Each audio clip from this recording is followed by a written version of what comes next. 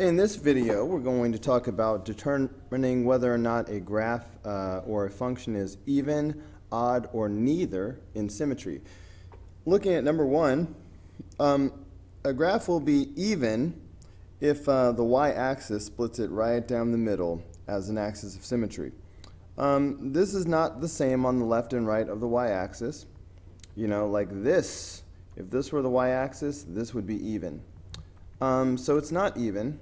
Now, a function will be odd if it looks the same when you turn it upside down and the origin is right in the middle, the 0, 0. So if I were to take this and turn it upside down, okay, notice how it still looks the same. Watch, I'm going to snap this back to the way it was. Ready? Bam! Notice it still looks the same, so that makes this odd.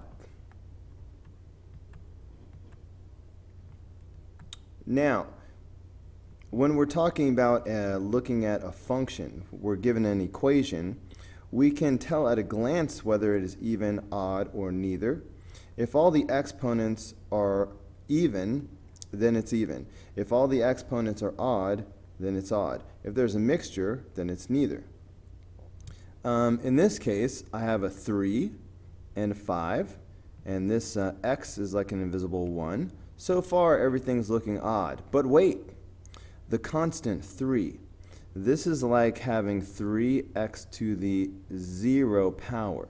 So this is actually an exponent of 0, and 0 is an even number.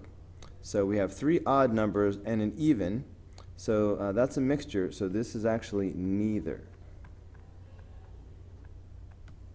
All right, so watch out for that. So, oh, I almost scrolled on to the next problem. Silly me. Now, so at a glance, we know whether it's even, odd, or neither. But we need to determine algebraically, all right, like a proof. And so here's how you prove and algebraically that something is even, odd, or neither. So the first thing you want to do is create the opposite function called negative f of x. And that's where you just do the opposite of every term. So that would be negative x to the 3rd power, positive 2x to the 5th power, minus x minus 3. All right, so I've got that. Next, I want to do f of negative x and see what I get. So if I have negative x to the 3rd power minus 2 times negative x to the 5th power plus negative x plus 3. Let's just simplify this down and see what we get. If you have an odd power, the negative is going to stay. So even without parentheses, this will be negative x to the 3rd power. This negative is also going to stay around because I have an odd power. That means I have a negative times a negative, which is a positive. So I will have positive 2x to the 5th power. This negative is not going anywhere, but instead of having plus negative, we'll just write minus x. And then, of course, we'll bring down the plus 3. So you're supposed to take your f of negative x and see if it matches either the original function or the opposite function.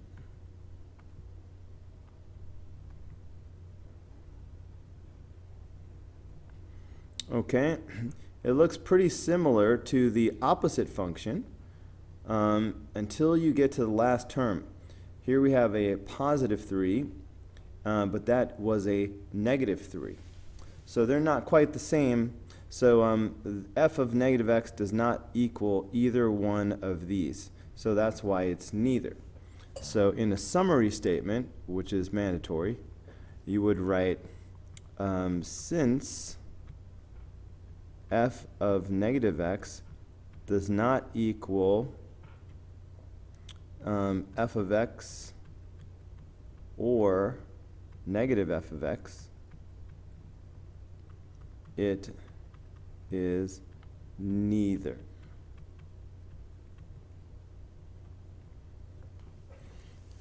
All right, so that's how you prove algebraically. Hey, let's look at another example as we do number 3. All right, I'll probably do a little faster this time.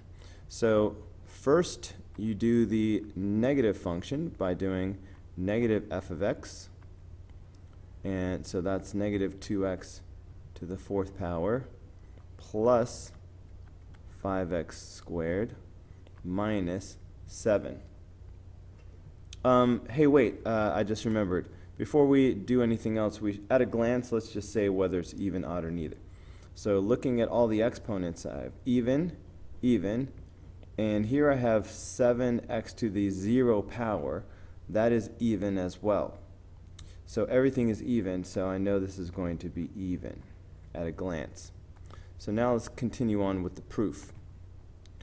So now we do f of negative x. So that's 2 times negative x to the fourth power minus 5 times negative x squared plus 7. Now let's simplify that down. When you have an even power, these negatives are going to disappear. So without parentheses, this will become 2x to the fourth power. This negative is gone, so I just have 5x squared and then plus 7. So I look at this and I compare it to the original function, and I notice that they match. Okay, these two are the same.